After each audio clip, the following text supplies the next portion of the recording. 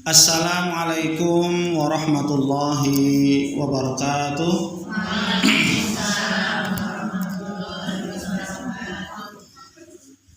Alhamdulillahi rabbil alamin, hamdan katsiran thayyiban mubarakan fi kama yuhibbu rabbuna tabaraka wa ta'ala wa yarda.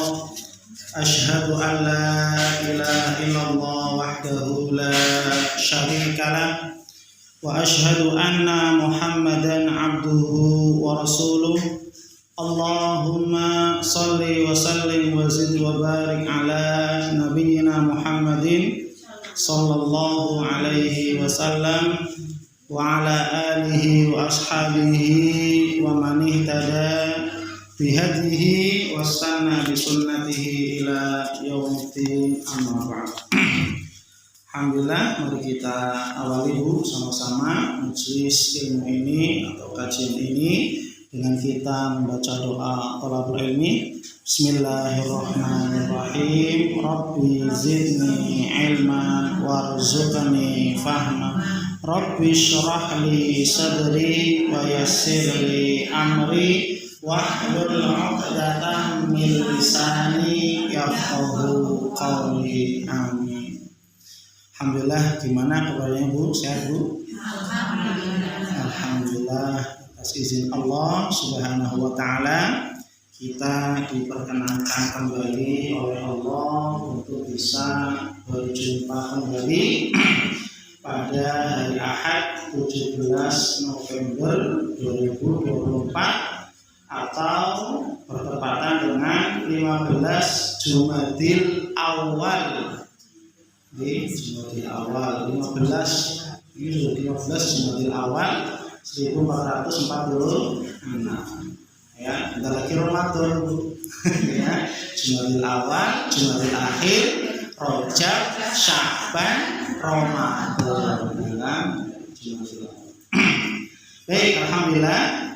Insyaallah pada kesempatan pagi hari ini, Ibu-ibu yang dirahmati Allah, kita akan membahas tema yang insyaallah menjadikan kita semakin dekat dan semakin bertakwa kepada Allah Subhanahu wa taala, yaitu jalan meraih husnul khotimah. Jalan meraih husnul khotimah.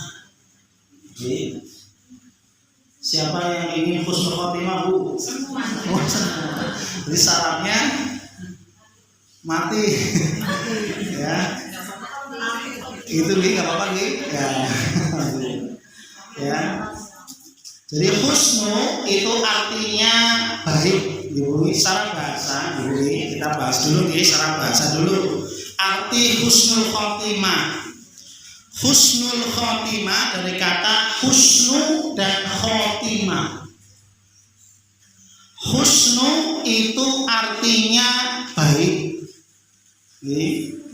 benar, itu husnu Bu. Baik, benar, sesuai. Nah, itu husnu. Khotimah adalah secara bahasa itu penutup. Ini penutup. Ini atau menutup lah ya, menutup atau penutup. Itu secara bahasanya nih. Itu secara bahasa. Husnu itu artinya baik, benar, sesuai. Khotimah artinya menutup, penutup, atau bisa diartikan dalam lain itu penghujung, ya, atau akhir, gitu ya, maksudnya ujung atau akhir, ya, itu secara bahasa. Adapun secara istilah, husnul khotimah adalah kematian yang baik,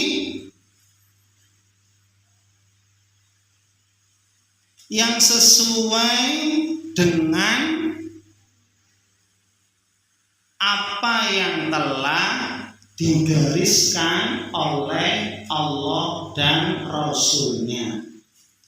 Kematian yang baik yang sesuai dengan apa yang telah digariskan oleh Allah dan Rasulnya. Jadi mati husnul khotimah adalah kematian yang baik, kematian yang sesuai dengan apa yang telah Allah gariskan dan Rasulnya. Artinya apa?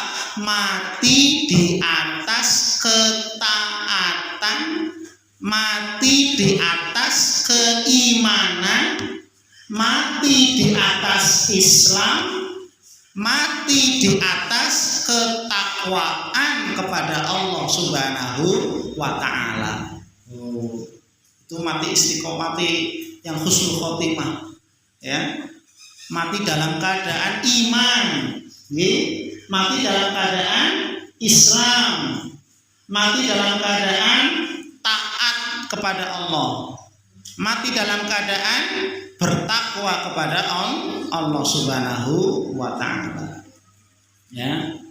Maka kalau ingin husnul khotimah, ya tadi mati. Dan mati itu adalah sebuah kepastian. Semua itu akan mati, ya. Tinggal menunggu. Kita tinggal menunggu waktu, ya. Tidak mungkin tidak, pasti akan datang, ya. Masing-masing kita tinggal menunggu waktunya saja. Masing-masing kita tinggal menunggu waktu. Maka apa? Sambil menunggu ajalnya, ada yang menunggu ajalnya dengan cara apa? Rajin beramal saleh, rajin beribadah. Sambil nunggu ajal, ada orang yang mereka istiqomah beramal, beribadah kepada Allah. Ada orang yang sambil menunggu ajalnya, apa Bu? Ya, yang di buku sambil bermaksiat, sambil menunggu waktu ajalnya, apa? Tidak mau beribadah, bahkan apa? Bermaksiat kepada Allah Subhanahu wa ta'ala. Maka ini ya tolong diperhatikan, ya. Karena Allah Subhanahu wa ta'ala berfirman, ya, kullu nafsin dha'iqatul maut. Itu yang bawahnya Ali Imran. Setiap yang bernyawa pasti akan mati. Ini harus yakin, Bu. Jadi tidak ada makhluk hidup yang tidak mati. Semua pasti mati. Ya. Semua pasti akan mati, akan binasa. Dalam ayat yang lain Allah mengatakan kullu man 'alaiha fan wa yabqa wajhu rabbika dzul jalali wal ikram. Kullu man 'alaiha fan. Setiap makhluk yang berada di permukaan bumi pasti fan, akan musnah, akan binasa. Tidak ada yang tersisa. Siapa yang tersisa? Wa yabqa wajhu rabbika dzul jalali wal ikram. Yang tersisa dialah yang maha baqo, maha kekal abadi selama-lamanya. Siapa, Bu? Allah Subhanahu wa ta'ala. Maka dari sebab turunnya ayat ini seluruh manusia mati. Bahkan sampai malaikat maut pun mati. Jadi ketika ya malaikat maut sudah mencabut nyawa seluruh makhluk-makhluk, hewan, manusia, ketika hari kiamat kan mati semuanya, ya. Maka malaikat maut mencabut malaikat-malaikat yang lain, ya. Kemudian apa? Allah bertanya, siapa yang belum mati kepada malaikat maut? Siapa yang belum mati? Ana wa anta ya Rabb. Saya dengan engkau, wahai Rabb. Jadi makhluk yang pertama kali, yang terakhir mati siapa, Bu? Malaikat maut. Ya. Jadi hari kiamat seluruhnya mati. Ya. Kemudian apa? Allah mengatakan, "Mutta, matilah kamu." Sehingga apa? Mati. Kemudian Allah mengatakan, "Limanil mulkul yaum, anal wahidul qahhar."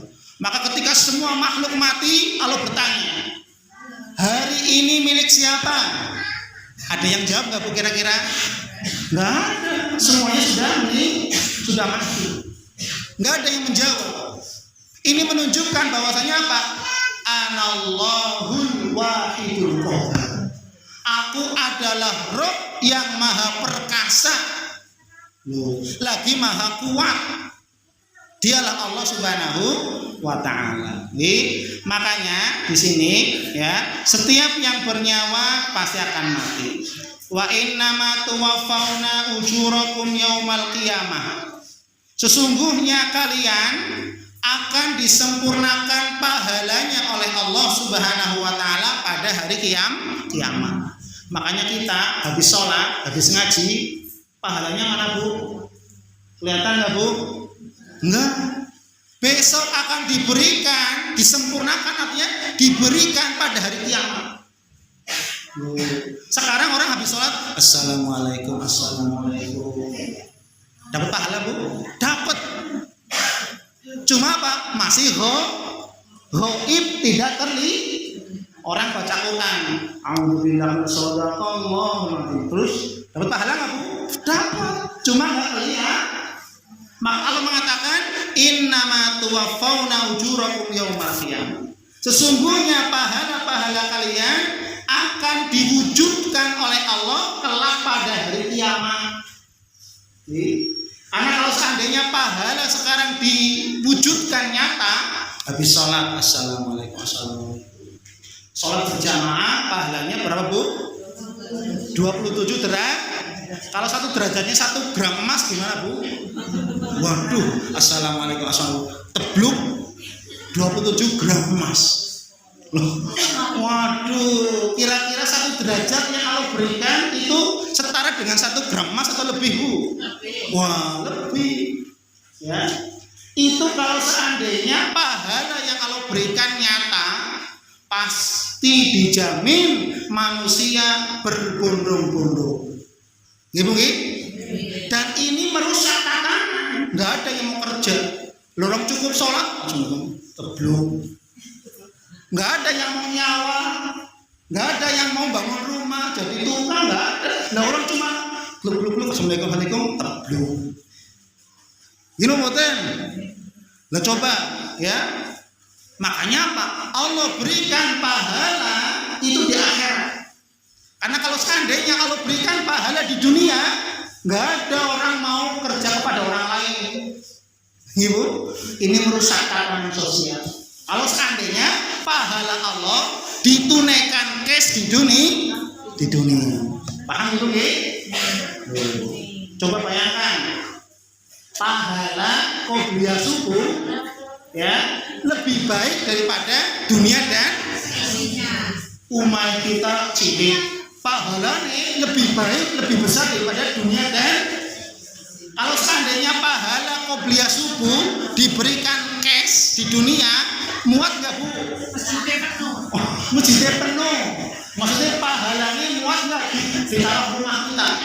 Lah pahalanya saja Pak lebih besar daripada dunia dan rumah kita, halaman kita saja. Lah pahala yang Allah berikan lebih besar, lebih baik daripada dunia dan motor mana Bu pahalanya? Itu baru qobliyah subuh. Yang sholat sunnah saja pahalanya sudah sedemikian besar, apalagi yang sholat wajib. Nah ini maka besok pahala-pahala kita akan diwujudkan secara sempurna kelak pada hari yang faman zuhziha 'anil nar wa udkhilal jannata faqad faz. Maka barang siapa yang dijauhkan dari api neraka wa udkhilal jannah dan dimasukkan ke dalam surga faqad faz, maka sungguh dia adalah orang yang beruntung. Ini orang-orang yang sukses, orang-orang yang beruntung dalam pandangan Allah dan Rasulnya. Gimana? Kalau menurut kita Bu manusia, yang sukses yang gimana Bu? Yang sukses yang gimana? Ya yang pejabat. Ya, ukuran manusia itu. Ya tahta, harta. Ya wajar. Sukses dalam urusan dunia.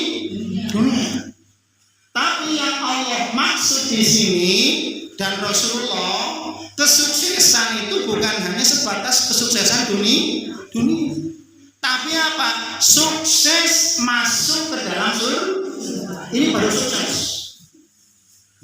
Ya. Maka kalau kita ingin mencari sukses seperti apa dulu? Ya. Kalau seandainya orang dijauhkan dari api neraka, dimasukkan ke dalam surga, maka inilah sukses yang sesungguhnya. Paham Ibu? Sukses yang sebenarnya. Kenapa? Orang sukses di dunia belum tentu sukses di akhirat. Ya. Belum tentu ya. Makanya orang-orang yang ya mereka ingin sukses, apalagi orang beriman, maka kita harus mengejar sukses masuk ke dalam surga. Ya, wa mal hayatud dunya illa mata'ul. Dan tidaklah kehidupan dunia melainkan penuh dengan tipu daya. Itu hidup dunia, Bu, ya, melalaikan, ya.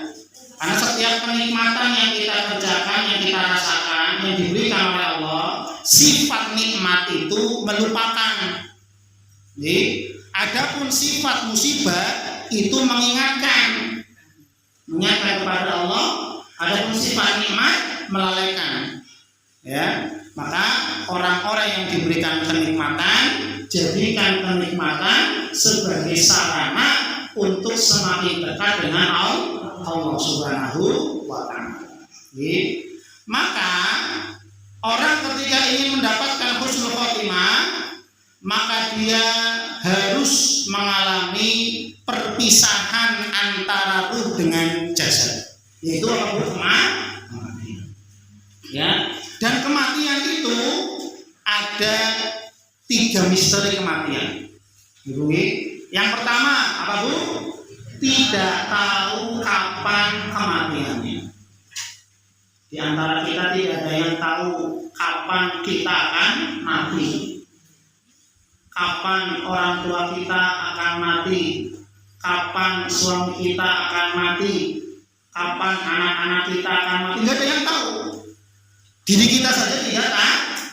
Nabi sendiri, Nabi Muhammad SAW saja tidak tahu kapan matinya beliau, wafatnya beliau. Para nabi dan rasul tidak ada yang tahu kapan wafatnya mereka. Sampai ada cerita, Bu, Nabi Musa ketika Allah Subhanahu wa Ta'ala utus malaikat maut untuk mencabut nyawanya Nabi Musa alaihissalam. Ini bumi, ya. Ternyata apa? Malaikat maut datang kepada Nabi Musa, ya, tanpa izin, ya. Ini bentuk bahwasanya para nabi dan rasul tidak ada yang tahu jadwal kematian. Maka apa?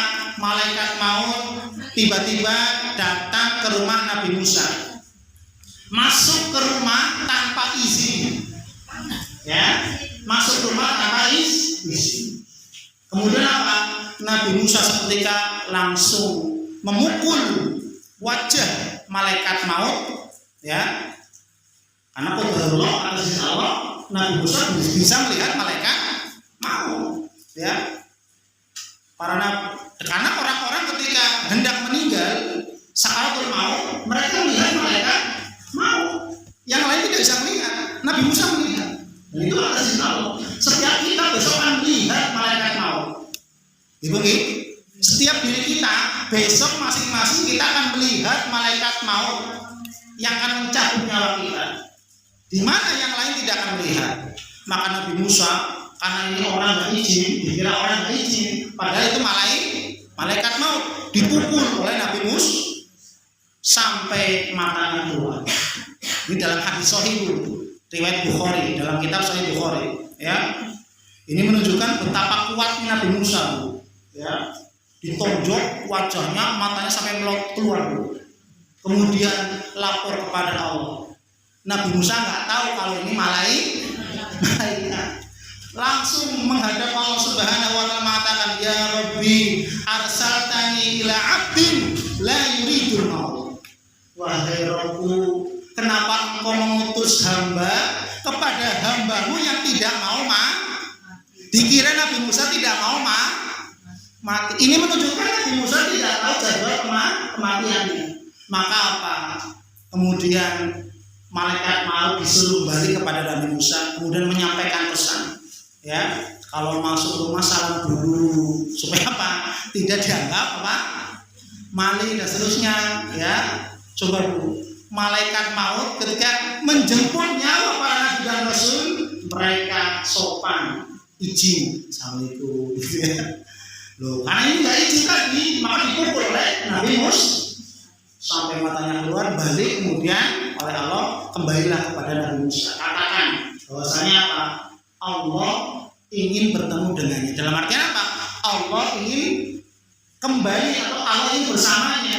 Artinya apa? Nabi Musa sudah habis masa waktunya, ya.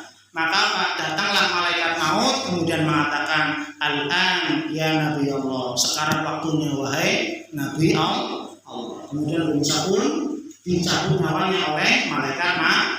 Artinya memang terkait waktu tidak ada yang tahu. Gitu, maka ini persiapan.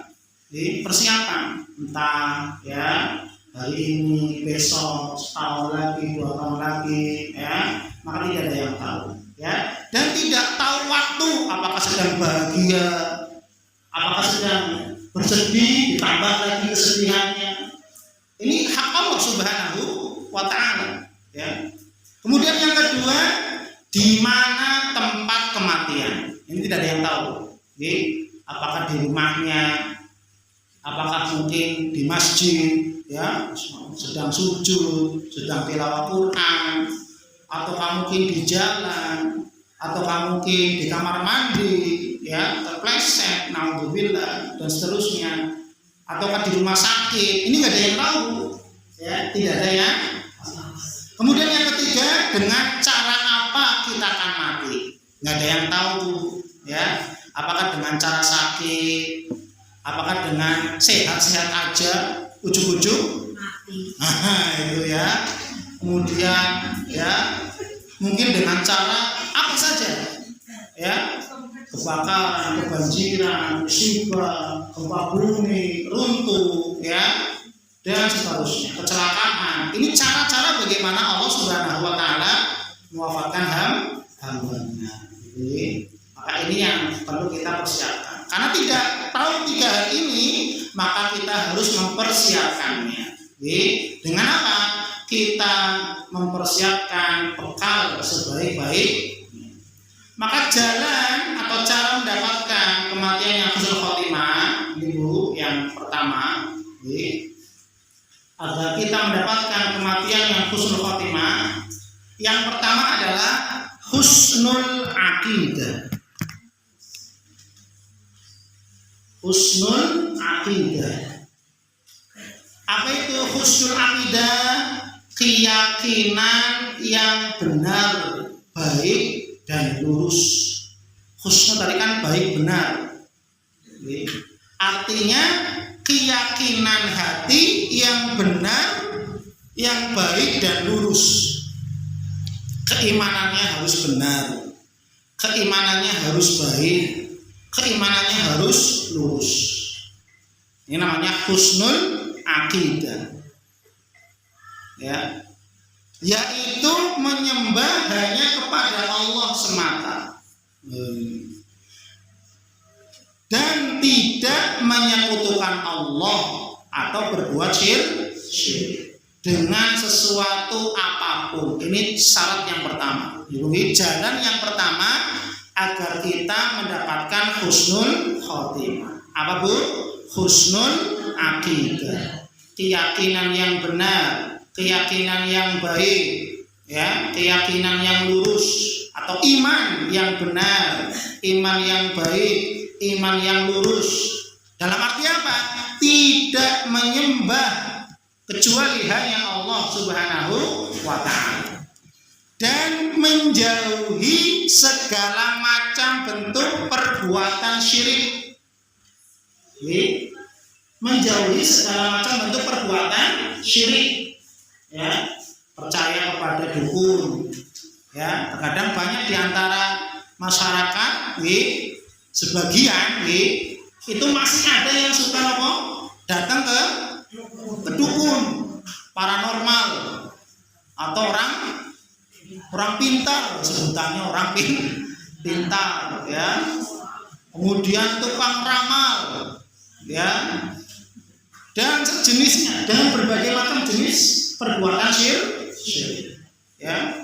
Berarti ketika dia yakin kepada dukun, dia datang kepada dukun, bertanya suatu hal, loh, dia imannya rapuh, akidahnya, keyakinannya tidak baik. Bagaimana mungkin Allah Zat yang Maha Kuasa atas segala sesuatu, Allah yang mengurusi segala sesuatu, Allah yang menciptakan segala sesuatu, harusnya dia minta kepada Allah. Loh, kok dia minta bertanya kepada dukun, menyembah kepada selain Allah Subhanahu wa Ta'ala ya. Maka apa? Ini disebut yang apa? Akidahnya rusak. Maka apa? Orang yang ketika dia ingin mendapatkan kematian yang husnul khotimah, dia harus husnul akidah. Akidahnya, keyakinannya harus baik, akidahnya harus benar, harus lurus, yaitu apa? Menyembah hanya kepada Allah, meminta hanya kepada Allah, ya, menjauhi segala macam perbuatan syirik, ya, percaya dukun, jimat, jampi-jampi, pasang susuk,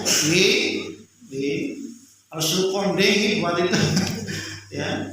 Pasang, ya, percaya kepada ramalan bintang, dan berbagai macam jenis bentuk perbuatan syirik. Maka ini berhati-hati, ya. Orang yang percaya dukun, paranormal, kata Nabi Muhammad SAW, ya, maka sholatnya tidak diterima 40 hari 40 malam.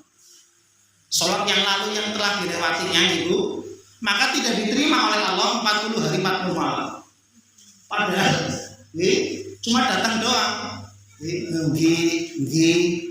paling berapa menit, habis itu ya keluar, sholat 40 hari yang telah lewat rontok langsung. Mau sholat wajibnya, sholat sunatnya, rontok pahalanya, tidak dianggap oleh Allah, hapus. Ya, Nabi mengatakan, man ata arrafan au kuhanan fayusaddiquhu bima yaqul malam tuqbal lahu sholatu. Barang siapa yang mendatangi dukun, orang pintar, yang katanya dia itu orang pintar, padahal dia orang yang nggak normal. Orang ketika melihat makhluk halus atau bisa berkomunikasi dengan jin, itu manusia nggak normal. Ya, ketika orang kok bisa melihat jin, berkomunikasi dengan jin, itu bukan sebuah kelebihan, bahkan itu adalah sebuah ketidaknormalan. Manusia normal kayak kita biasa aja. Kalau orang nggak normal, ada itu nggak normal itu, ya. Maka kalau ada orang seperti ini harus diruqyah, harus diruqyah, ya. Karena dia hidup tidak selayaknya seperti manusia tidak atau yang gaib. Itu bukan karunia dari Allah nih. Terkadang ada orang, ini berarti orang diberikan kelebihan daripada yang lain. Nabi saja tidak mengetahui yang gaib, Nabi saja tidak bisa melihat jin, syaitan kecuali atas izin Allah Subhanahu wa Ta'ala. Sedangkan kita bukan nabi, bukan rasul, ya. Kalau ada orang yang semacam demikian, maka dia harus diruqyah, karena itu adalah sebuah ketidaknormalan hidup. Makanya hati-hati terkait masalah keimanan, keyakinan. Jangan sampai kita menyembah kepada selain Allah, jangan sampai kita mempersekutukan Allah Subhanahu wa Ta'ala, ya. Kalau ingin kita hidup atau mati dalam keadaan husnul khotimah, maka jauhi perbuatan syirik. Jauhi sejauh-jauhnya. Anak cucu kita jauhi, ya. Jangan percaya kepada hal-hal yang seperti itu. Anak Allah mengatakan wa'budullah wa la tusyriku bihi syai'an. Dan sembahlah Allah wa la tusyriku bihi syai'an, dan janganlah kamu menyekutukan Allah dengan sesuatu apapun. Ya. Syirik itu adalah kedzaliman yang paling besar. Ini halaman 2 Bu, ya. Perbuatan syirik kedzaliman yang paling besar, kejahatan yang paling besar. Kenapa Bu? Karena ini kejahatan yang dilakukan manusia kepada Allah. Kepada Allah. Orang berbuat jahat kok kepada siapa Bu? Allah. Langsung Allah. Itu caranya gimana? Berbuat syirik. Ya, menjadikan Tuhan, sesembahan, tandingan selain Allah. Maka ketika Luqman menasihati anaknya, ya, ini berarti pesan kepada orang tua untuk memberikan wasiat, pesan kepada anak-anaknya, ya bunayya la tusyrik billah. Wahai anakku, janganlah kamu sekali-kali menyekutukan Allah. Ya. Inna syirka la dzulmun adzim. Sesungguhnya perbuatan syirik itu adalah perbuatan dosa besar. Ya, jadi syirik itu dosanya nomor 1, lebih besar daripada dosa pembunuhan, lebih besar daripada dosa perzinahan. Nomor 1, lebih besar daripada dosa merampok, mencuri. Ya, padahal syirik secara amalan ringan, gitu nih, tapi dosanya besar. Tapi kalau orang bunuh secara amalannya berat, harus mungkin berantem dulu, berkelahi dan seterusnya, ya kan? Harus butuh tenaga. Tapi dosanya besar, tapi tidak sebesar dosa syirik. Kalau syirik cuma datang ke dukun, oh nggih. Cuma datang ke gunung atau kemana, kasih sacing, ringan, hanya ngaku-ngaku. Tapi dosanya sangat-sangat besar. Dan dosa syirik dosa yang tidak diampuni oleh Allah. Ibu nggih, kalau dia berbuat dosa syirik, dosanya tidak akan diampuni oleh Allah Subhanahu wa taala kecuali kalau dia bertaubat dengan taubat yang sesungguh-sungguhnya. Baru diampuni. Kalau taubat yang sesungguh, tinggalkan segala macam bentuk kemusyrikan. Ya, sebagaimana Allah berfirman dalam surat An-Nisa ayat 8 tadi yang diri. Ya, makalah innallaha la yaghfiru ay yushraka bihi wa yaghfiru ma duna dzalika liman yasha. Sesungguhnya Allah Subhanahu wa taala tidak akan mengampuni dosa syirik dan mengampuni dosa selainnya. Ya, berarti Allah akan mengampuni dosa selain syirik. Adapun syirik hakikatnya sesungguhnya tidak diampuni. Tapi ketika dia masih diberikan hidup kesempatan oleh Allah, kemudian dia bertaubat kembali kepada Allah, maka dia akan mendapatkan ampunan. Jadi akan mendapatkan ampun. Syaratnya apa? Taubatan nasuha. Harus sungguh-sungguh, ya. Dan dosa syirik haram bagi pelakunya masuk surga. Orang yang percaya buku, kalau ini menjadi keyakinan, saya percaya kepada buku ini. Kalau apa yang dia katakan pasti benar. Ya, saya harus bertapa di sana di sini. Saya harus memberikan ini dan itu. Ya, ini keyakinan yang harus kita jauhi. Maka apa? Allah haramkan baginya masuk ke dalam surga. Ya. Allah mengatakan dalam surah Al-Maidah ayat 72, ya, potongan terakhir, innahu may yusyrik billah faqad harramallahu alaihi jannah wa ma'wahu nar. Sesungguhnya orang-orang yang berbuat syirik, ya, menyekutukan Allah Subhanahu wa taala, maka sungguh Allah akan haramkan atasnya surga. Coba ya, Allah mengharamkan surga bagi mereka orang-orang yang berbuat syirik. Kenapa? Karena dia telah melakukan kejahatan langsung kepada Allah. Ya, langsung berbuat kejahatan kepada Allah. Wa ma'wahu nar, dan tempatnya adalah neraka. Kemudian yang terakhir bahaya syirik, perbuatan syirik menghapus perbuatan yang dikerjakannya.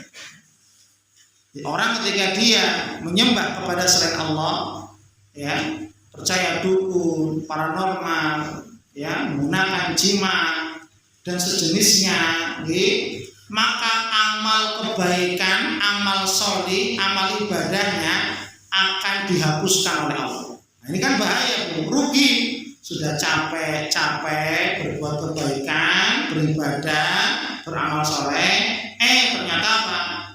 Dihapuskan oleh Allah Subhanahu wa Ta'ala. Layaknya orang, ya, membangun bangunan di tepi pantai dengan pasir. Kalau orang anak-anak, ya, main pasir, tumpuk-tumpuk, kena ombak, hancur lagi, kena ombak terus, ya.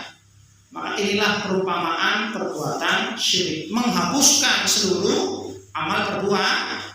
Allah mengatakan di sini, ya, dalam surah Az-Zumar, la in asyrakta la yahbatanna amal. Kalau kamu berbuat syirik, pasti Allah akan hapus, ya, amaluka, seluruh pahala amal-amalmu, wala takunanna minal khasirin. Dan sesungguhnya kalian akan menjadi orang-orang yang rugi. Ya, ini tolong diperhatikan, terkait tentang masalah keyakinan akidah. Jangan sekali-kali kita meyakini kepada hal-hal yang sifatnya syirik. Kemudian yang kedua, jalan meraih husnul khotimah yang kedua adalah husnul ibadah. Itu husnul ibadah.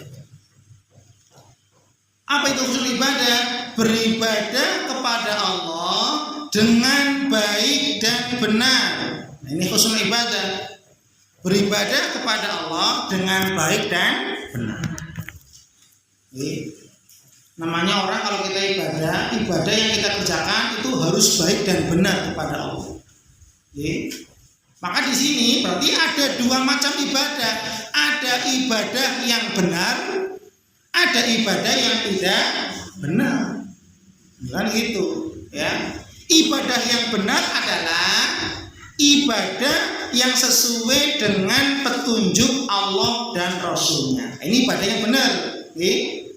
Adapun ibadah yang tidak benar adalah ibadah yang tidak sesuai dengan petunjuk Allah dan Rasulnya. Ya, saya kasih contoh, Bu, ya. Ada sahabat yang dia itu, ini sahabat, Bu, ya, zaman Nabi berarti dia sholat, ya. Tapi ketika dia masuk sholat sunnah tahiyatul masjid, ya, karena para sahabat itu begitu semangat dalam mengamalkan sunnah. Jadi para sahabat kalau masuk masjid sholat sunnah 2 rakaat tahiyatul masjid. Maka kalau kita jenengan misalkan safar mampir masjid, jangan mampir toiletnya tok. Mampir cuma mampir ya numpang toilet, kemudian wudu, kemudian istirahat, sholat tahiyatul masjid, muliakan masjid, gitu ya. Maka sahabat juga sama memuliakan masjid Allah, sehingga dia sholat ini, tapi sholatnya dengan gerakan yang sangat cepat, dengan gerakan yang sangat. Kemudian apa? Setelah salam dipanggil oleh Nabi kita Muhammad SAW. Sini, ta'al, sini. Apa kata Nabi? Sholli fa innaka lam tusolli. Sholat lagi karena kamu belum. Padahal udah sholat belum, Bu? Sudah, dengan cara cepatnya tadi, ngebut. Maka apa kata Nabi? Sholli fa innaka lam tusolli. Sholatlah karena kamu belum. Berarti sholat yang tadi dikerjakan dianggap apa? Tidak sholat, tidak sah atau apa? Ya kan? Maka sholat lagi dengan cara yang sama. Kemudian sampai salam, balik lagi kepada Nabi, dipanggil oleh Nabi, sini, diulangi lagi oleh Nabi, sholli fa innaka lam tusolli. Sholat lagi karena kamu belum. Berarti sholat yang dikerjakan 2 kali berarti apa? Dianggap tidak sah, batal. Kemudian sholat lagi yang ketiga kali, selesai dengan cara yang sama sholatnya, ngebut, dipanggil lagi oleh Rasulullah Sallallahu Alaihi Wasallam, sholli fa innaka lam. Akhirnya sahabat ini pun ya merasa Rasul, Saya sudah sholat 3 kali kok sholatnya disuruh ulang terus. Kenapa? Kemudian Rasul mengajarkan tata cara sholat baik dan benar. Kalau kamu sholat takbir, kemudian apa? Rukuklah dengan rukuk yang tenang. Hatta tarka tatma'inna raki'an. Kalau kamu rukuklah dengan tenang. Kalau kamu iktidalnya dengan ketenangan. Kalau kamu usjud hatta tatma'inna sajidan. Sujudlah dengan penuh ketenangan. Ijlis hatta tatma'inna jalisan. Kemudian duduklah dengan duduk yang tenang. Ya. Kemudian sampai salam. Baru berarti ini menunjukkan bahwasanya apa? Ada ibadah yang tidak benar, ada ibadah yang benar. Ya. Maka sholat merupakan ibadah. Maka ibadah yang dikerjakan itu harus baik dan benar. Maka ibadah yang baik dan benar adalah apa? Ibadah yang sesuai dengan petunjuk Allah Subhanahu wa taala dan Rasulullah sallallahu alaihi wasallam.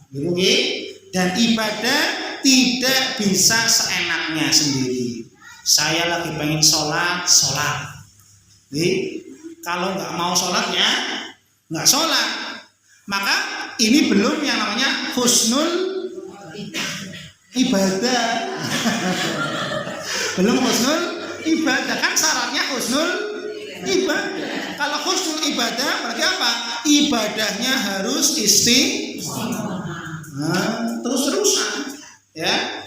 Dan ibadah ada 2, hablum minallah dan hablum minas.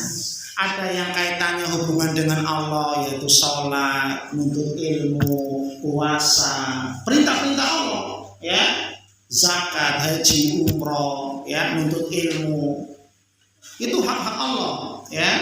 Dan ada kaitannya hablum minan, saling tolong menolong, saling bantu membantu, saling nasihat menasehati, itu hablum minan nas. Jadi mengingatkan satu sama lain untuk ayo kembali kepada Allah, ayo sholat, ya. Ini hablum minan nas. Nah, kalau seandainya hablum minan nas bertabrakan dengan hablum minallah, mana yang didahulukan? Hablum minallah. Ada orang kerja itu hablum minan nas, kewajiban kepada manusia, ibadah. Kerja itu ibadah. Tapi ketika bertabrakan dengan adzan, dengan waktu sholat, mana yang didahulukan? Sholat. Bener nih Bu? Ini harus sholat yang didahulukan, ya. Ya, tangguhnya ngomong, ya. Sholat itu nomor 1, didahulukan sholatnya Ibu. Kemudian yang berikutnya syarat diterimanya amal. Ini terkait tentang husnul ibadah. Syarat diterimanya amal ada 2 Bu. Yang pertama ikhlas karena Allah. Ibadah itu harus ikhlas karena Allah, murni karena Allah Subhanahu wa taala. Yang kedua, amalannya berdasarkan petunjuk Rasul, sesuai. Jadi niatnya ikhlas karena Allah, kemudian cara pengamalan harus sesuai dengan petunjuk Rasulullah, baru diterima amalannya, ya. Jadi tidak hanya sekedar ikhlas, tapi tidak sesuai dengan contoh dari Nabi Muhammad sallallahu alaihi wasallam. Harus 2, niatnya ikhlas karena Allah, kemudian apa Bu? Sesuai amalannya yang dikerjakan sesuai dengan petunjuk Rasulullah. Jangan kayak sahabat tadi, sholat ikhlas itu Bu, sholat sampai 3 kali sholat ikhlas. Tapi ternyata apa? Kata Nabi, sholli fa innaka lam tusolli. Sholat lagi karena kamu belum. Berarti sholatnya tidak diterima bukan karena tidak ikhlas. Ikhlas, sahabat tadi ikhlas. Karena apa Bu? Karena tidak sesuai dengan contoh dari Rasulullah Sallallahu Alaihi Wasallam. Sholatnya apa? Ngebut. Tidak ada rukun tumakninah. Gitu Tidak ada rukun tumakninah. Makanya kalau ada orang sholat tarawih tercepat, anaknya memang Indonesia Bu. Itu nggak ada di negeri-negeri lain. Kuwait negara-negara Islam itu nggak ada yang ngeleneh-ngeleneh gitu gitu. Sholat tercepat taraweh, ya itu 10 menit, ya. Coba ketika saya lihat, masya Allah, ya, alhamdulillah. Bahkan itu sudah diingatkan lain MUI, ya, sudah diingatkan, ya, tidak kurang-kurang sudah diingatkan. Karena apa? Tidak sesuai. Contohnya sahabatnya tadi, sholatnya ngebut cepat, ya, ikhlas. Tapi apa?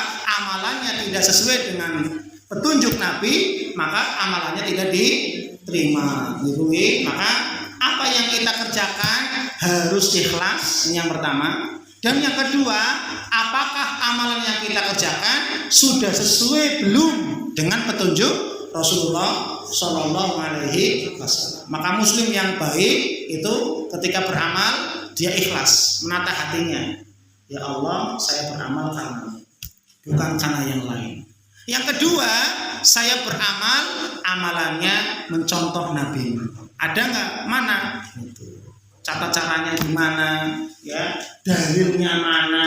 Petunjuknya mana? Ini harus, ya. Ini harus kita, ya. Setiap beramal ikhlas. Kemudian apakah yang kita kerjakan ini sesuai dengan contoh, perintah, arahan, petunjuk dari Nabi Muhammad Sallallahu Alaihi Wasallam.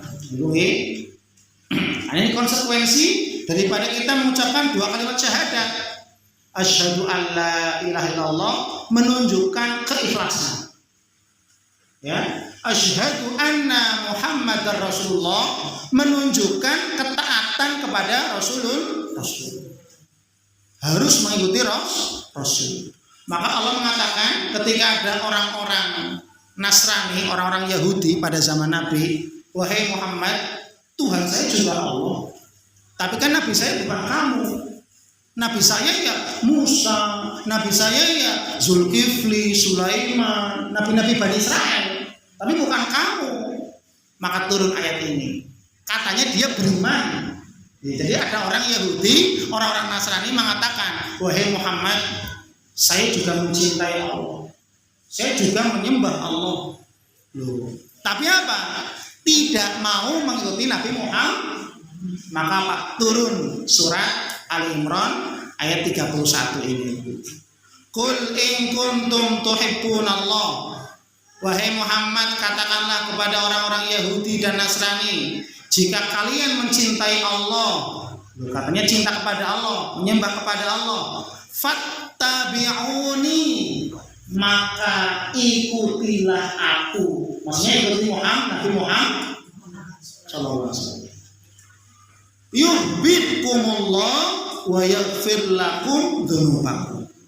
Niscaya Allah akan mencintaimu dan mengampuni dosa-dosamu. Ya. Maka apa? Orang Yahudi ini pun langsung terdiam.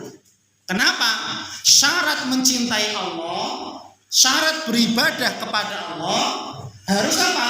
Mengikuti petunjuk Nabi Muhammad Sallallahu Alaihi Wasallam.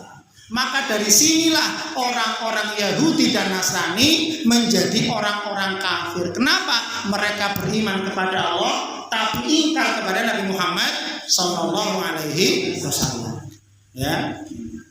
Maka kita jangan sampai kita cinta kepada Allah, maka kita harus beribadah sesuai dengan petunjuk Rasulullah Sallallahu Alaihi Wasallam. Tadi fattabi'uni, ikutilah aku. Berarti ngikuti Nabi Muhammad, bukan ikuti kiai. Jenengan juga jangan ikuti saya, harus mengikuti Nabi Muhammad. Kalau saya salah jangan ikuti, tapi yang diikuti adalah Nabi Muhammad Sallallahu Alaihi Wasallam. Ya, manusia itu ya tadi berbuat kesalahan, kadang mungkin lalai, kadang mungkin lupa. Ya, para ulama juga demikian. Ya, para imam-imam Asy-Syafi'i, Imam Hanafi, mereka tidak mengkultuskan dirinya ikuti saya, enggak, tapi apa? Ikuti Rasulullah Sallallahu Alaihi Wasallam. Apa kata Imam Ahmad? Lemparkan pendapatku ke tembok. Kalau seandainya pendapatku salah, tidak sesuai dengan Al-Quran dan Sunnah, maka langsung kembali kepada Al-Quran dan Sunnah. Artinya apa? Mengikuti apa? Allah dan Rasulnya. Jadi harus yang diikuti itu Rasulullah Shallallahu Alaihi Wasallam. Kemudian ya, doa agar senantiasa ingat kepada Allah, bersyukur dan beribadah agar beribadah baik dengan baik. Husnul ibadah. Nabi mengajarkan doa kepada kita, Allahumma a'inni ala dzikrika wa syukrika wa husni ibadati. Ini selalu kita berdoa, Allahumma a'inni. Ya Allah, tolonglah aku, bantulah aku. Karena hakikatnya ketika kita beramal, kita bisa berbuat baik, itu bukan semata-mata karena diri kita itu baik, enggak. Kadang ada orang, kenapa baik? Ya jelas saya anaknya kiai, ya jelas saya orang baik, enggak. Hakikat kita itu ya tidak ada kebaikan kecuali kalau beri. Maka setiap kebaikan yang kita kerjakan itu semata-mata pertolongan dari Allah. Jangan merasa sombong, jangan merasa dirinya berilmu sehingga Pak, saya berilmu maka saya baik. Tidak. Tapi semata-mata karena pertolongan dari Allah Subhanahu wa taala. Jenengan bisa datang ke sini ngaji itu karena pertolongan dari Allah. Jenengan mau membaca Quran, jenengan mau beribadah, itu semua karena pertolongan dari Allah Subhanahu wa taala. Apa? Pertolongan diberikan hidayah. Coba kalau nggak diberi hidayah, mungkin kita tersesat. Dan itu pertolongan dari Allah. Allah memberikan hidayah. Makanya kita doa, Allahumma a'inni, ya Allah, tolonglah aku ala dzikrika, agar aku bisa senantiasa mengingatmu. Wa syukrika, dan tolonglah aku agar aku bisa bersyukur kepadamu. Wa husni ibadati, dan tolonglah aku agar aku bisa beribadah kepadamu dengan baik. Jadi husnul ibadah. Ini jalan yang kedua. Yang ketiga, husnul muamalah. Apa itu husnul muamalah? Bergaul antar sesama dengan baik dan benar. Jadi orang ketika ingin mendapatkan husnul khotimah, maka dia harus bergaul dengan baik dan benar. Ya, karena kita hidup itu bukan sendiri Bu. Ya, ada orang hidup sendirian. Ya, kita hidup bersama-sama. Maka apa? Kita harus husnul muamalah, bergaul dengan baik kepada siapa yang pertama Bu? Kepada kedua orang tua. Ini harusnya paling utama. Berbuat baik, ya, bergaul dengan baik kepada kedua orang tua. Karena banyak anak ketika sama temannya baik banget, sama orang tuanya malah wani, nah itu ya.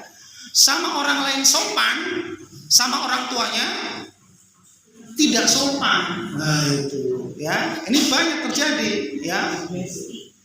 Maka ini tolong diperhatikan. Maka yang paling pertama kita harus berbuat baik, bergaul, bermuamalah dengan baik kepada kedua orang tua. Jangan sampai seperti Alqamah.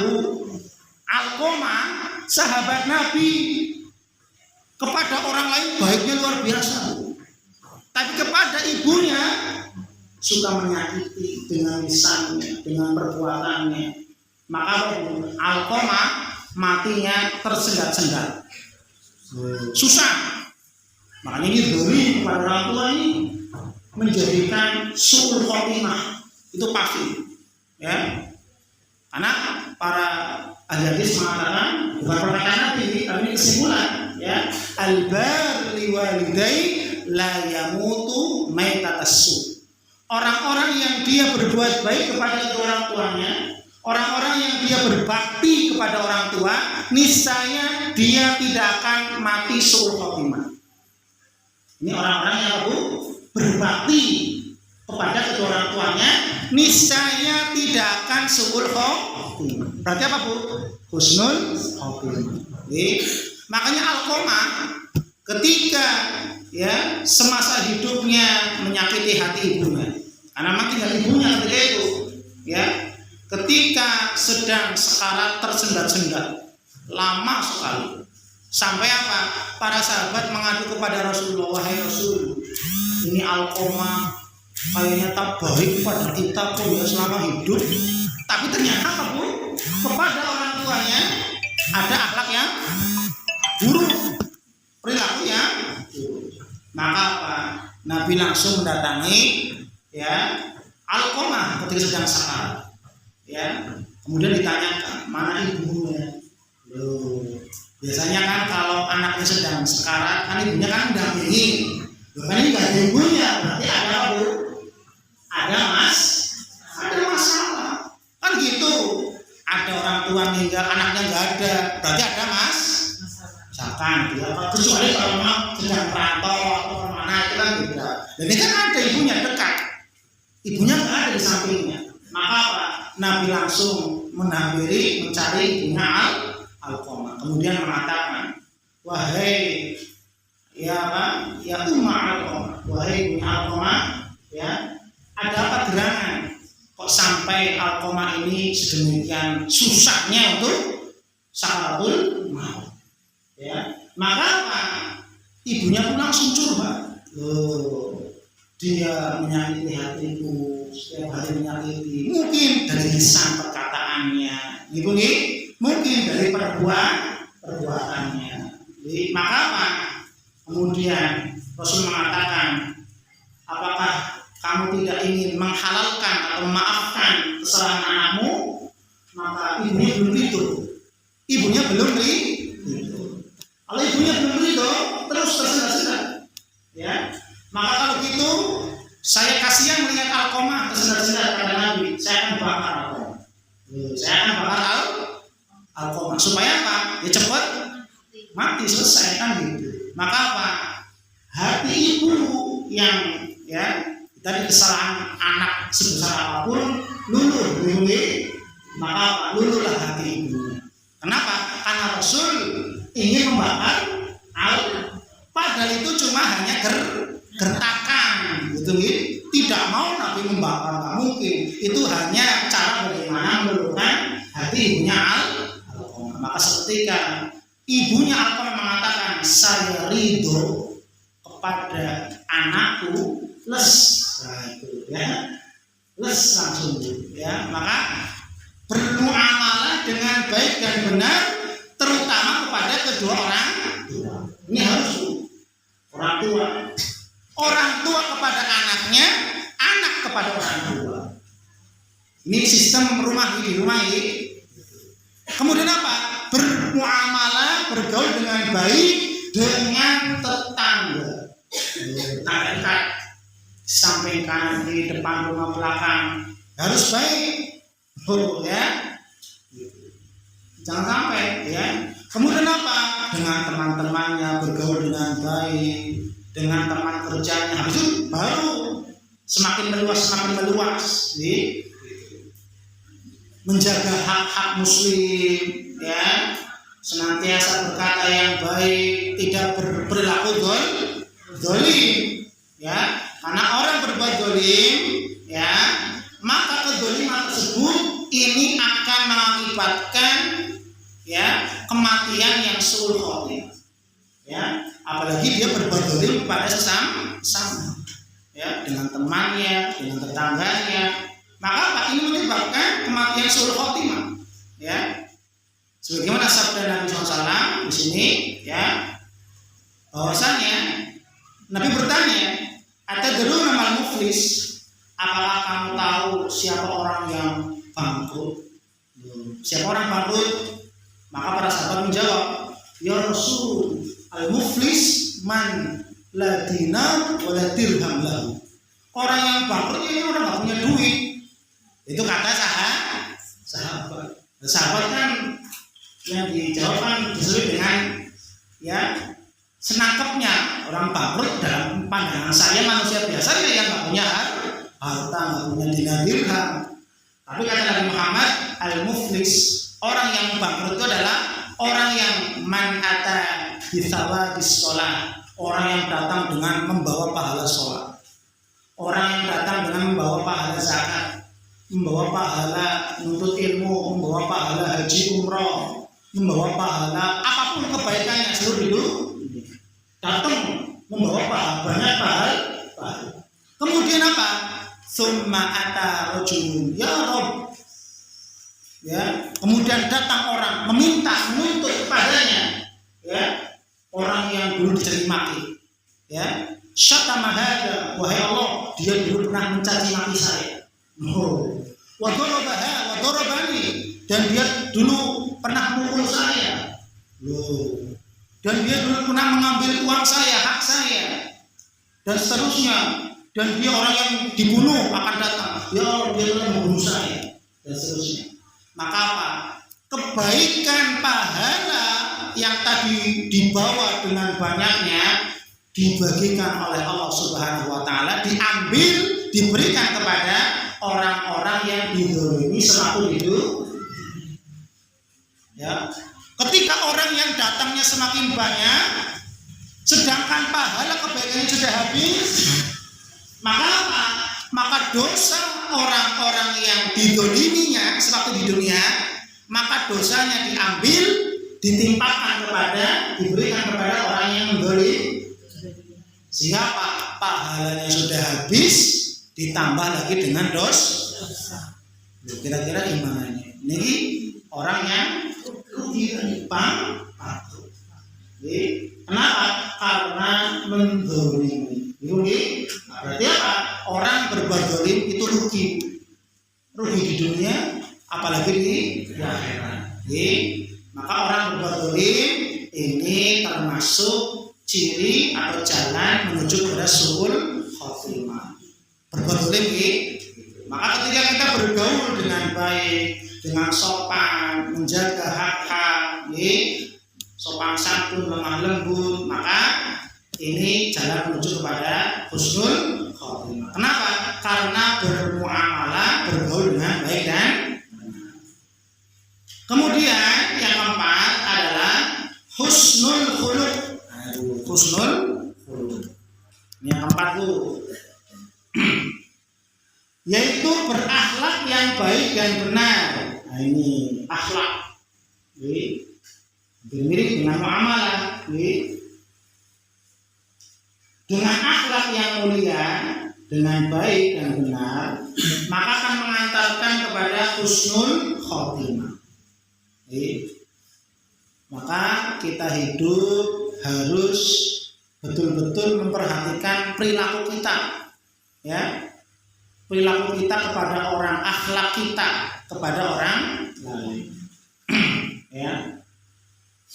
Karena mukmin yang paling sempurna, kata Nabi Muhammad, akmalul mu'minina imanan ahsanuhum khuluqan.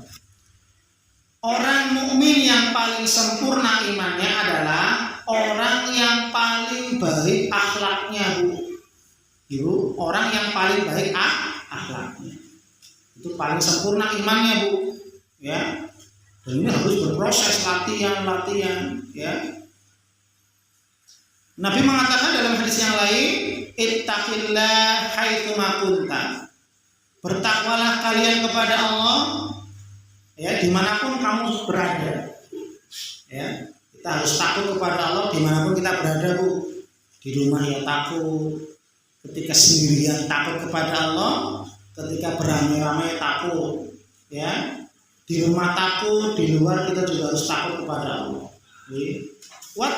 Wa'atbi sayyi'ah al-hasan, dan sertakanlah amal keburukan dengan amal kebaikan. Nah ini, ya. Jadi kalau kita habis berbuat keburukan, kita mohon ampun, istighfar, bertaubat, kemudian apa?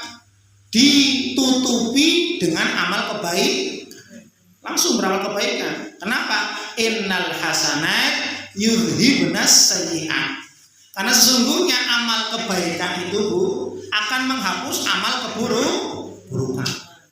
Ya, orang yang pernah ditanya di Purwokerto, Ustaz, saya dulu nggak pernah sholat. Ketika SMA, ketika kuliah, saya nggak pernah sholat. Ya, kemudian saya sudah tobat. Apa yang harus saya lakukan? Apakah saya harus mengkodok seluruh sholat saya yang sempat saya tinggalkan ketika SMP, SMA, kuliah? Sekarang saya sudah rajin, alhamdulillah. Kemudian dia tanya, ya, apakah saya harus mengkodok semua sholat yang dulu pernah ditinggalkan? Kalau saya tanya, tahu jumlahnya berapa? Dia nggak tahu kan? Itu puluhan tahun yang lalu, ya. Maka apa?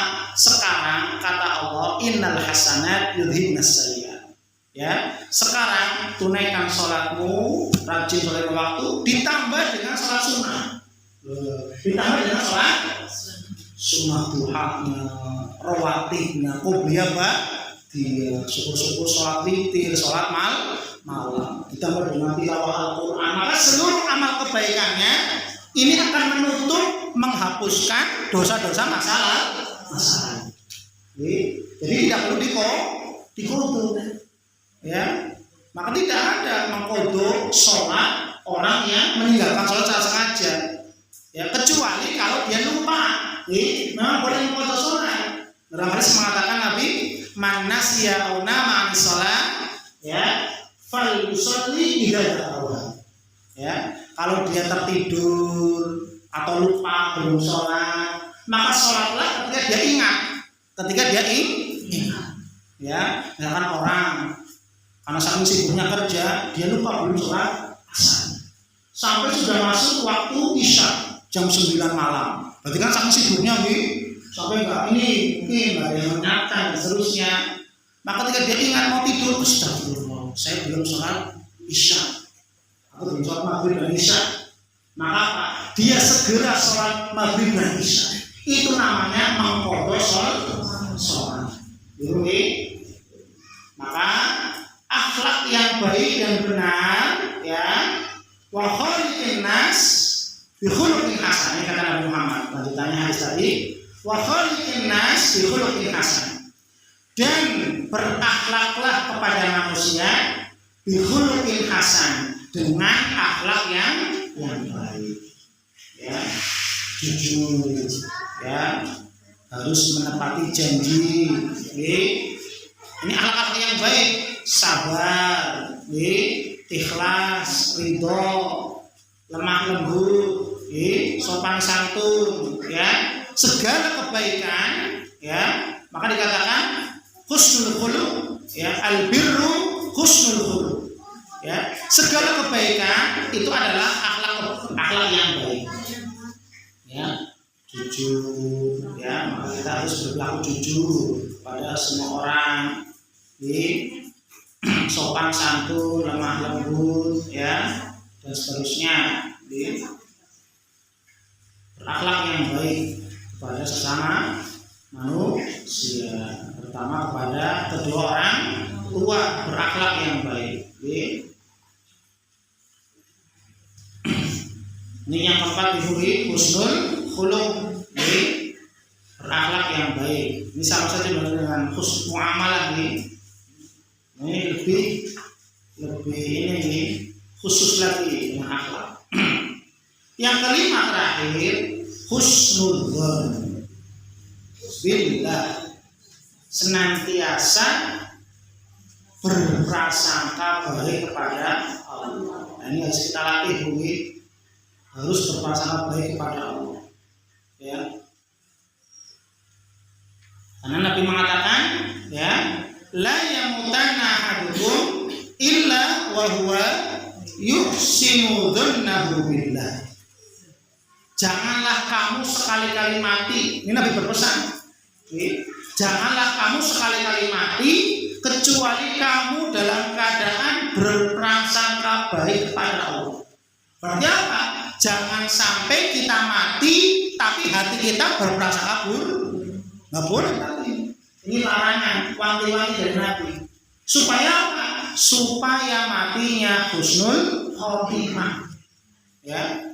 Nabi mengingatkan, janganlah kamu mati, sekali-kali kamu mati, kecuali hatimu senantiasa berprasangka baik kepada Allah Subhanahu wa Ta'ala.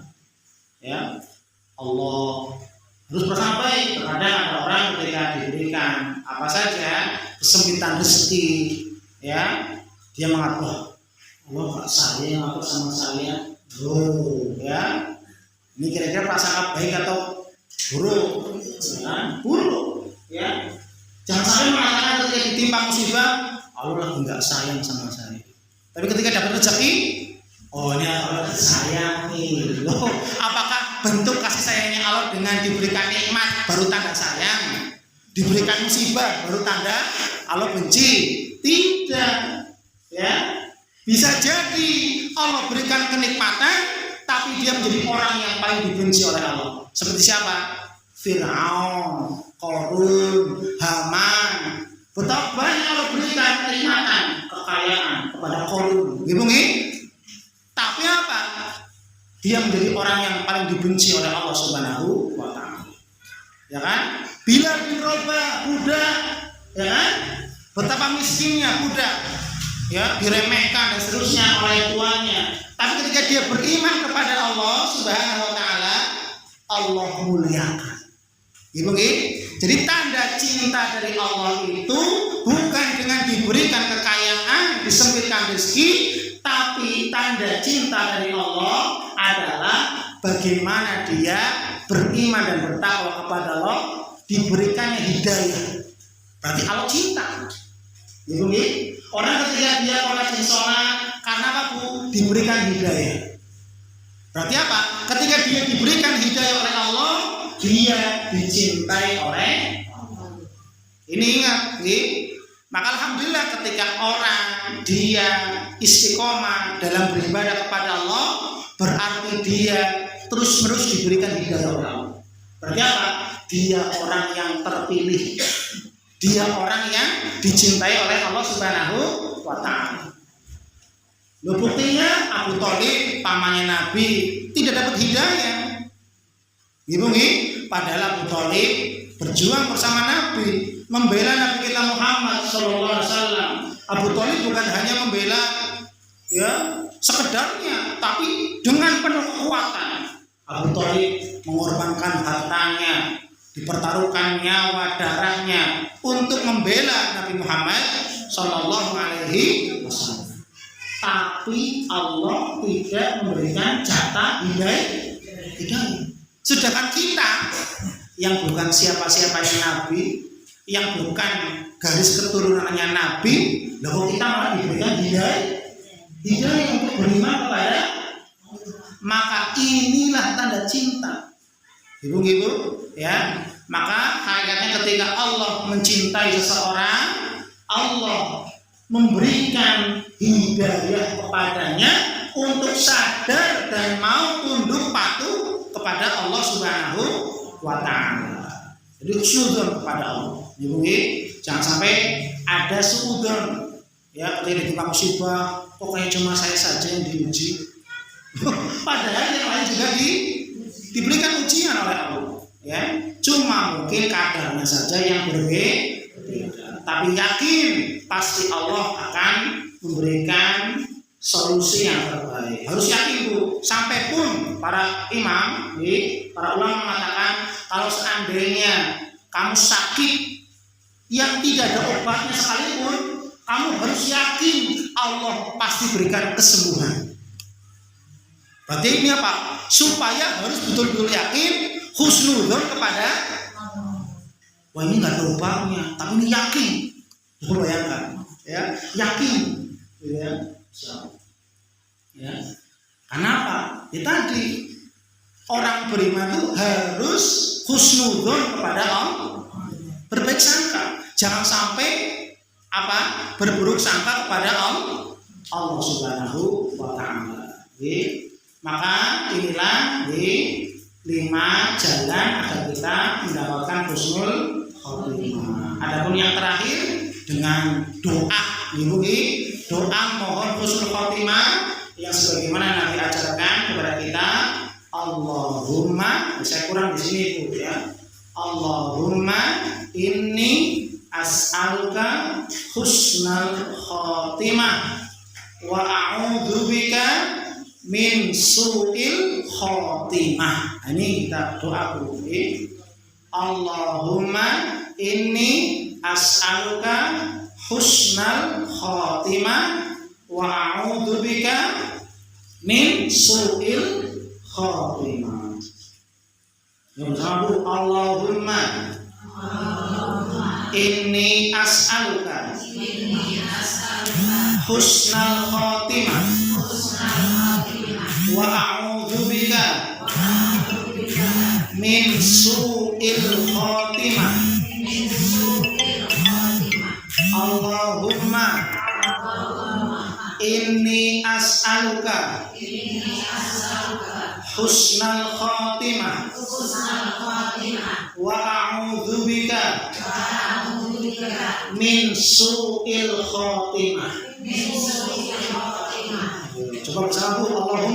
Allahumma inni as'aluka husnal khotimah wa a'udzubika min su'il khotimah. Nah itu ya, ini doa ya yang diajarkan oleh Nabi agar kita ya diberikan rezeki husnul khotimah dan dijauhkan dari su'ul khotimah.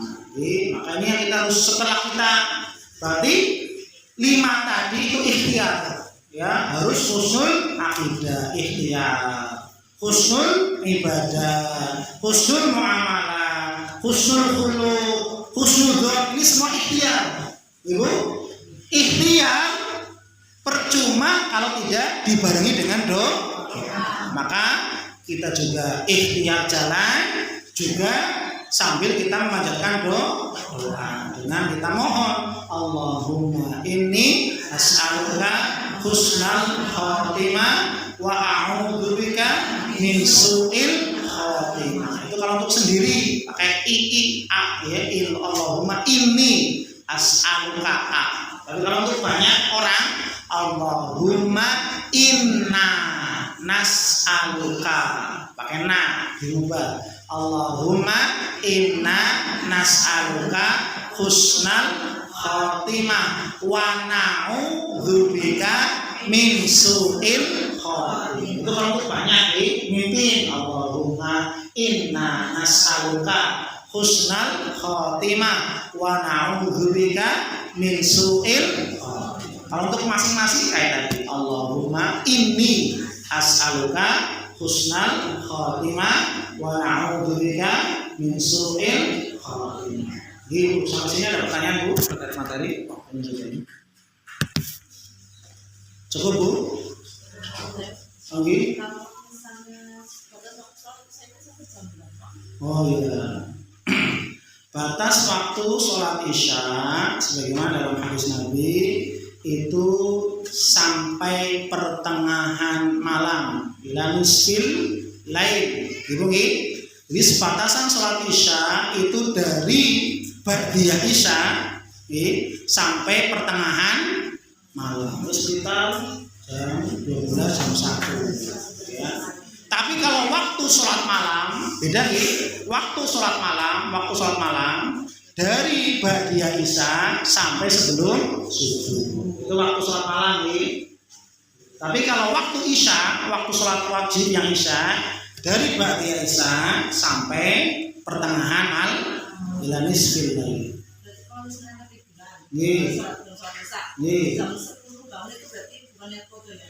Masih pada waktunya. Masih pada waktunya. Betul. Ketika qadha berarti ketika di luar waktu. Belum sholat isya bangun jam 3. Itu sudah di luar waktu. Itu namanya dia taubat astagfirullah. Jadi mohon ampun karena dia telah ya sholat di luar waktu. Ya, harus semakin giat dan sungguh-sungguh untuk menjaga waktu sholat. Cukup, ada pertanyaan lagi Bu? Nanti ya. Bu, ada yang belakang satu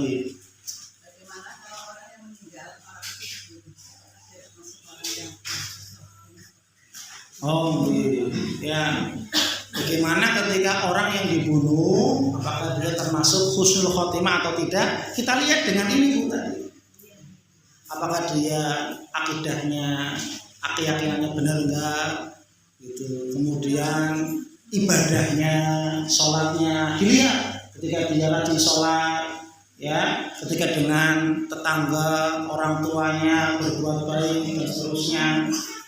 Kemudian ya berakhlak yang baik, maka insya Allah dia husnul khotimah.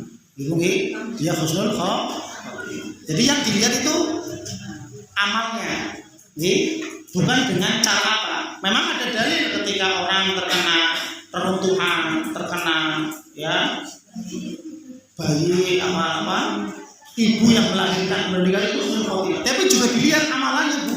Juga dilihat amalannya. Ya, bukan hanya serta-merta kemudian mati pada hari Jumat kemudian husnul khotimah, itu hadisnya lemah. Maka para ulama mengatakan dilihat orangnya. Kalau dia mati pada hari Jumat tapi tukang mabok, husnul khotimah enggak, Bu? Dia mati pada hari Jumat tapi tukang mabok, husnul khotimah enggak, Bu? Kemudian akhirnya insya Allah husnul khotimah, meninggal pada hari Jumat. Oh, lihat amalannya. Lihat amalan gitu. Jadi ya kita melihat kepada amal, ya meskipun dia ada hal-hal yang menjadikan dia husnul khotimah seperti meninggal hari Jumat, yang dilihat amalnya. Kalau dia orang soleh, rajin ibadah, bertakwa kepada Allah, maka insya Allah husnul khotimah. Jadi yang dilihat itu amalnya tadi. Barometernya tadi, Bu, akidahnya baik atau enggak, ibadahnya gimana, dengan sesama manusia gimana. Ketika baik, insya Allah khotimah. Rajin sholat ibadah, maka insya Allah husnul khotimah. Ya, Mbak, yang di belakang. Nggih, monggo, ya, Mbak.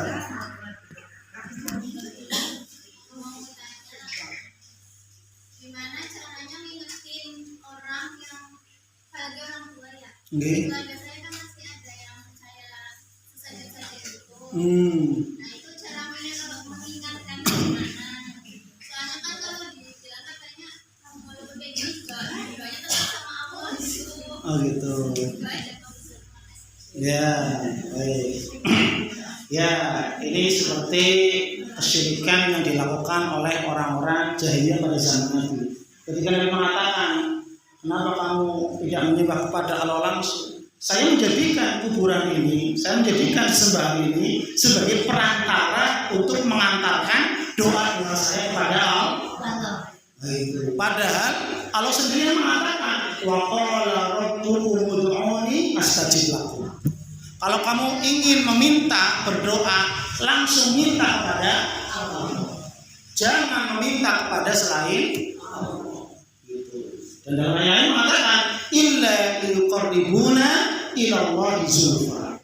Saya menyembah mereka karena mereka itu orang-orang yang dekat dengan Allah. Sehingga apa? Saya menyembah mereka supaya orang-orang ini menyampaikan kepada Allah. Padahal rata-rata orang yang disembah, yang dijadikan sesembahan selain Allah, itu adalah orang-orang soleh. Seperti Buddha, itu orang soleh. Ya, Buddha yang disembah oleh orang-orang Buddha itu adalah orang soleh. Ya, orang-orang soleh yang karena kebaikannya sehingga apa? Dijadikan kenang-kenangan, dia dibuatkan dari patung. Ketika generasi pertama lurus, ya, lurus menganggap ini sebagai kenang-kenangan, mengingat kebaikan-kebaikan mereka. Ya, lama-lama apa? Ketika generasi awal punah, sudah habis, tidak memberitahu kepada generasi berikutnya, sehingga apa? Akhirnya apa? Ini seperti perilaku kaumnya Nabi Nuh, ya, yang menyembah 5 orang soleh, ya, 5 orang soleh dijual patung. Awal tujuan itu tuh sebagai kenang-kenangan, mengingat kebaikan mereka. Mereka orang baik, orang soleh, orang sangat membantu sekali, ya. Tapi lama kelamaan ketika generasi awal punah, sehingga mereka pun disembah, ya. Maka langkah langkah yang pertama apalagi sebagai anak ya, yang pertama sopan santun. Ya, tetap memberikan nasihat kepada orang tua dengan cara hikmah, sopan santun. Itu jelas.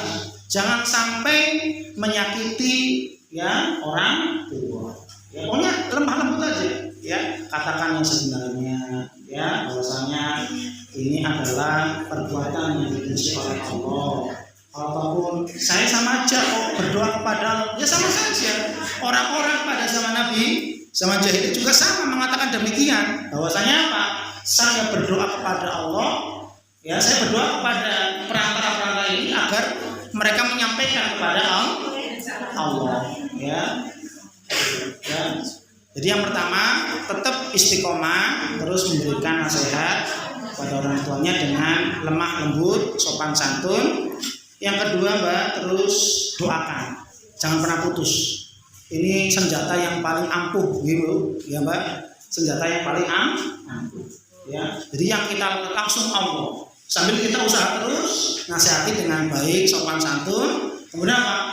Kejar Allah langsung. Karena Allah yang memiliki hati manusia.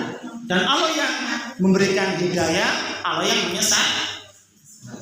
Ya, maka insya Allah ketika dengan istiqomah, ya Allah memberikan pengabulan. Ya, anak-anak yang dia ya soleh istiqomah, maka segala apa yang dikerjakan insya Allah akan bermanfaat untuk orang tuanya dan memberikan dampak hidayah kepada kedua orang tuanya. Istiqomah bagi dengan tetap menasihati terus kepada orang tuanya ya sampai beliau mati terus. Karena itu tugas jenengan berarti sampai mati terus menasihati. Kalau jenengan hanya setahun 2 tahun, nanti kalau ini jangan ditanya sampai berapa tahun jenengan nasihati. Ya, maka terus nasihati terus ya. Kemudian didoakan. Semoga Allah Subhanahu wa taala berikan hidayah, lembutkan hatinya, dibukakan hatinya untuk beriman dan mentauhidkan Allah Subhanahu wa taala. Cukup Ibu Gi? Gi, terakhir ya. Bagaimana dengan kan sekarang yang sedang tren riyadhah sholawat ya? Riyadhah sholawat. Bisa kita ingin apa terus kemudian membaca sholawat itu 4.444 kali dan sebagainya. Itu boleh? Oh iya. Ya baik ya. Itu juga menjadi lawakan orang. Kalau mau apa sholawatin dong gitu ya. Atau pegang sholawat gitu ya. Itu ya kita kembali lagi nih, agama Islam itu agama ilmu nih. Agama Islam itu agama yang dasarnya ilmu. Sudah ada petunjuknya, tuntunannya. Kalau kita ingin minta kepada Allah ya, dengan cara doa pun doanya pun ada susunannya ya. Ya ada tahmid, ada sholawat. Bukan hanya sholawat, ada tahmid dan sholawat. Apalagi sholawatnya sampai 4 berapa? Oh 4 nomor cantik itu nih. Kenapa enggak 999 gitu? Kenapa harus itu? Ya. Ya tadi ya. Jadi memang ya, kebanyakan orang ya. Ini kembali kepada khusyuk ibadah, beribadah sesuai dengan petunjuk. Ya. Jadi kita hanya diwajibkan untuk berdoa. Jadi diwajibkan untuk berdoa. Kalau kita butuh berdoa minta. Dengan doa-doa pun yang disyariatkan, dengan cara-cara yang disyariatkan. Cara berdoa yang pertama mengucapkan tahmid, alhamdulillah. Kemudian bersolawat. Solawatnya yang paling utama solawat Ibrahimiyah yang dibaca di dalam tahiyat. Kemudian apa? Astagfirullah, mohon ampun. Astagfirullah. Kemudian habis itu membaca doa. Ya, langsung berdoa atau diawali dengan Ismul A'dzam. Kalau dalam ya hadis demikian Ismul A'dzam ya, la ilaha illa anta subhanaka inni kuntu minadz dzalimin. Itu sebagai sarana untuk mempercepat doanya dikabulkan. La ilaha illallahul wahidul qahhar. Itu termasuk Ismul A'dzam ya.